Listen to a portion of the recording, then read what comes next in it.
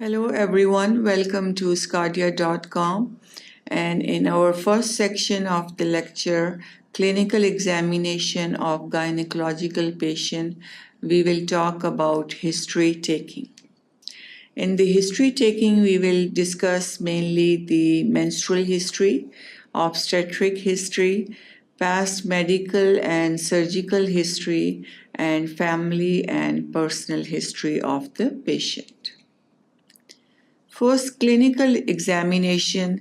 The cornerstone of any clinical practice is actually the history taking and clinical examination. So, two things are mainly done when the patient visits the doctor office. First is brief history taking and then brief examination to find out any abnormality on the examination. History taking is very important part of patient examination that gives the initial idea what the problem might be. So in the history, we usually ask the patient the open-ended questions. Usually, open-ended questions are the questions in which the patients just don't reply in yes and no. They have to explain what their problem is. So, open-ended questions are important. The other are the closed angle questions in which usually the patient reply in yes or no answer. And then there is direct observation of the patient is important, in which patient is examined. And then non-verbal observation, just by looking at the patient and then doctor do their own personal assessment, what can be the problem. So first the name. Whenever the history of the patient begins, we start with the name of the patient, age of the patient, address, marital status, whether married or unmarried, parity. Parity is how many children they have, alive children the patient have, parity. And then social status, if they are working, not working, and then chief complaints. Chief complaints is the reason for the visit of the patient. So always ask the patient why they are in the doctor's office today. So what's the reason for their visit? That's the chief complaint. So in the menstrual history, usually the age of onset of the menstruation is important, which is the menarche, which is the age at which the first menstrual cycle starts or when the period begins. Then the other question usually which should be asked is what's the length of the cycle, if they are occurring regularly after every 28 days, or if they are after 35 days, or if they are not regular, all that should be asked. What's the duration of the period? Again, duration of the menstrual cycle is important. If it's normal cycle, or if it's short cycle, or if it's long cycle. If it's normal cycle, usually the length of the cycle is depend on the first half of the cycle. If first half is short, then the duration of the cycle is short. If the first half of the cycle is long, then the duration of the cycle will be long. If the first half is normal, then usually the cycle is normal. The regularity of the cycle is important, if they are occurring regularly every month, or what's the duration. If the cycle is heavy, amount of bleeding is important, and usually that can be asked by how many pads they soak every day, or how often they have to change the pad. That's important. That gives the idea if the bleeding is heavy or not. These are the questions that should be asked when taking the menstrual history. Age of onset of the menstrual cycle, if they are regular or not regular, what's the length of the cycle, and what's the amount of the bleeding. Then in the obstetric history, the questions that should be asked is how many times patients got pregnant, was the outcome of the pregnancy, whether the delivery was normal delivery or it was C-section delivery, what was the time after delivery, which is known as the puerperium, 6 weeks after delivery, whether any complications during that period, what was the weight of the baby, sex, was there any birth asphyxia, what was the how long she did the breastfeeding, and is she using any contraception or not. So that's obstetric history.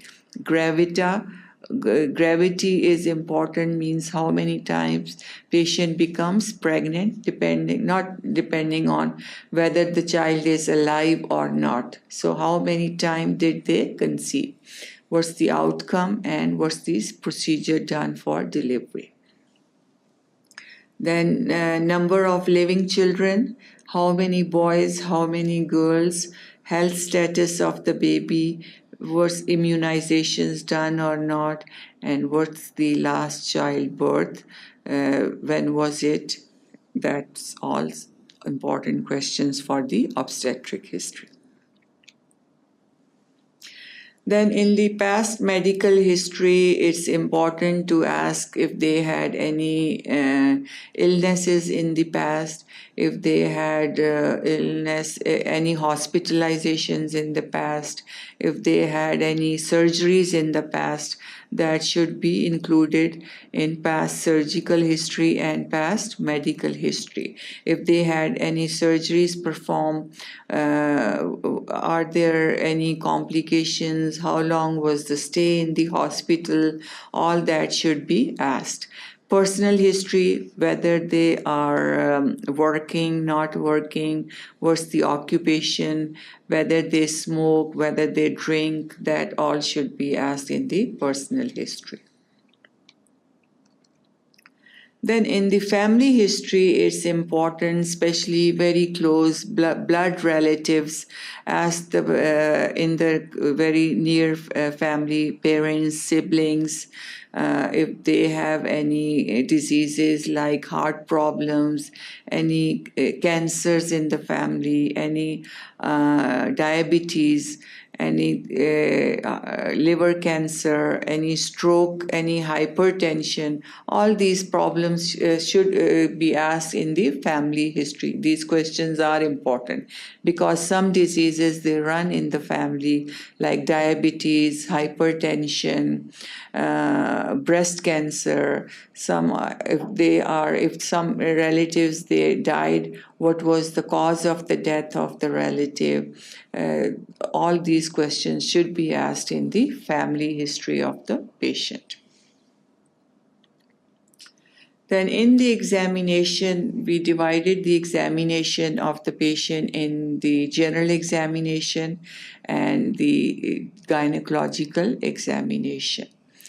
In the gynecological examination, the breast examination is important, then abdominal examination and pelvic examination. And in the pelvic examination, then inspection of the external genitalia, then vaginal examination, rectal examination, and then inspection of the cervix and vaginal walls, palpation of the vagina and cervix by digital examination, and then bimanual examination is performed. So, examination can be general or systemic, and it can be gynecological. A patient is coming for gynecological examination, then doctor usually focus more on gynecological examination, and then that is further divided into breast examination, abdomen, and pelvic.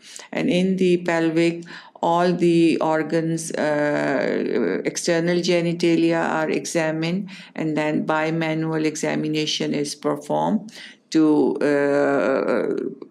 check the internal organs like cervix. uterus to find out if there are any masses, any growths, any abnormalities in the external genitalia. In the general and systemic examination of the patient, usually it's important to look for the build of the patient, whether they are thin or obese, whether they have any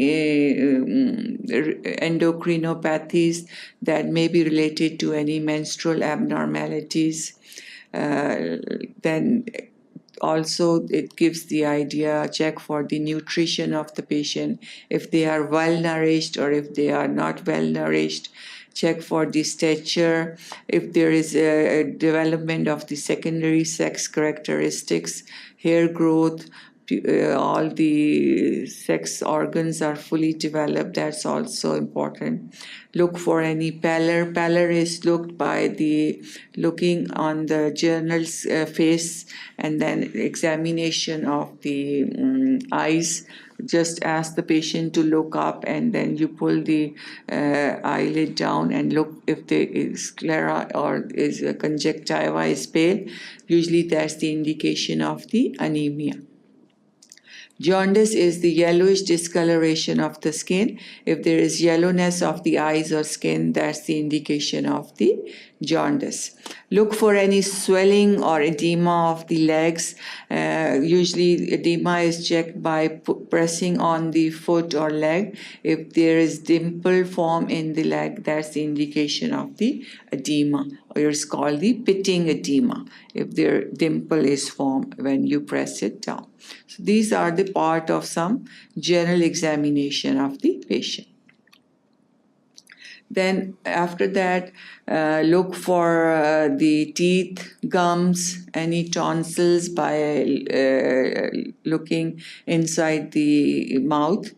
Then look for the neck. When you look in the neck, examine the neck, you palpate for any lymph nodes, and then the thyroid glands are palpated in the neck. Then for cardiovascular and respiratory system, you do the auscultation by using the stethoscope. Listen the heart, listen the lung by putting the stethoscope on the back of the chest, and you hear any wheezing, loud sounds in the chest, any rhonchi. If there are any murmurs in the heart, all these are usually done on the examination. And then pulse is an important part of the examination. You feel the pulse by here on there are different pulse points in the body. The most common site to take pulse is the radial artery, which is present in the wrist. So on the thumb side, radial artery is present. When you put your fingers on the radial artery, you feel the pulse. So every time it strikes your finger, count it 1. So pulse is an important indication of the circulatory system. So pulse gives the indication of so many different problems like atrial fibrillation, if pulse is not regular or if it's irregular. Normal pulse range is about from 60 to 90. If it's more than 90, it's called tachycardia or fast heart rate, or if it's less, it's called bradycardia or slow heart rate, because pulse is actually the beat of the heart which you feel in the artery. So that's the pulse. So tachycardia is the fast heart rate, bradycardia is the slow heart rate or slow pulse. And then blood pressure is also important part of the examination, general physical examination. Blood pressure is the normal average blood pressure is 120/80. But anything above 150 is hypertension, systolic, and anything above 90 is hypertension for diastolic blood pressure. Similarly, if it's less than 110 for systolic and 60 for diastolic, it's hypotension or low blood pressure. So hypertension is high blood pressure, hypotension is low blood pressure. So that was all about the history taking, in which we talk about the menstrual history, obstetric history, some family history, personal history, and general physical examination and gynecological examination. Thank you for watching sqadia.com.